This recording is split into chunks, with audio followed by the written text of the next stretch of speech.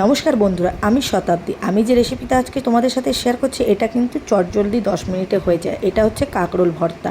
হ্যাঁ, রেসিপিটা কিভাবে করেছি সেটা হয়তো ভিডিও দিতে পারলাম না, তার জন্য আমি ক্ষমা চেয়ে নিচ্ছি। কারণ আমি যেহেতু ভিডিওটা একা করি, তাই তোমাদের সাথে রেসিপিটা কিভাবে করেছি সেটা শেয়ার করে দিচ্ছি। আর যারা কাঁকরোল খায় না, ভালোবাসে না, তারাও কিন্তু এক থালা ভাত এটা দিয়ে খেয়ে নেবে।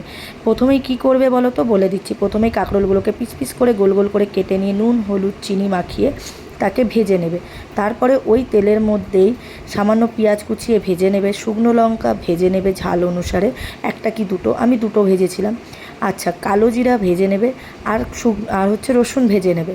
দিয়ে সব ভাজাগুলোকে একসঙ্গে ভালো করে চটকে মাখতে হবে। সামান্য একটু নুন, একটু সর্ষের তেল, একটু লেবুর রস দিয়ে এটাকে ভালো করে মাখবে। আমি যেরকমভাবে মাখছি দেখো, বেশিক্ষণ লাগে না, কিন্তু মাত্র 10 মিনিটে এটা কিন্তু হয়ে যাবে।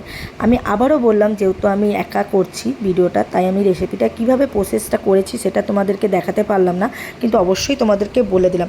দেখো, এটা কিন্তু দারুণ লাগে, আর এক থালা ভাত কিন্তু খাওয়া হয়ে যায়। আর যারা কাঁকরোল খেতে ভালোবাসে না, যাদের ঘরের মানুষরা কাঁকরোল খেতে ভালোবাসে না, তারাও কিন্তু এটা দিয়ে ভাত খেয়ে উঠে যাবে। একটু লেবুর রস অবশ্যই দেবে, মাখার সময় কাঁচা সর্ষের তেল দেবে।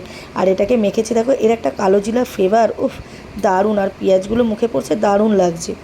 এটা দিয়ে আমার তো আজকে এক থালা ভাত খাওয়া হয়ে যাবে। দেখো, আমার মাখাটা কিন্তু হয়ে গেছে, আর আমি ভাতের সাথে নিয়েও নিলাম। এবার আমি এক থালা ভাত কিন্তু শুধু এটা দিয়েই খেয়ে নেব। এটা কিন্তু দারুণ লাগে, তোমরা কিন্তু ট্রাই করে অবশ্যই দেখো। মাত্র 10 মিনিটে কিন্তু এটা তোমাদের হয়ে যাবে। যারা কাঁকরোল একঘেয়েমি ওই ভাজা তরকারি করে খাও, তারা কিন্তু এই ভর্তাটা অবশ্যই ট্রাই করতে পারো। আর এই রেসিপিটা কেমন লাগলো অবশ্যই কমেন্টে জানিও। আমার কিন্তু দারুণ লেগেছে, আমি কিন্তু এটা দিয়েই পুরো ভাতটা আজকে খেয়েছি। তো তোমাদের কেমন লাগলো অবশ্যই কমেন্টে জানিও, আশা করি ভালো লাগবে। তো কেমন লাগলো জানিও। আর রেসিপিটা কিন্তু আমি তোমাদের সাথে পুরোটাই শেয়ার করে দিলাম। তো ভালো লাগলে বলো। তো এটা আমার প্রথম রেসিপি শেয়ার করলাম, কেমন হয়েছে বলো আমাকে। যারা আমার ভিডিওটা দেখছো অবশ্যই একবার ঘরে ট্রাই করো, একঘেয়েমি ওই ভাজা তরকারি না খেয়ে এটাও করে দেখতে পারো।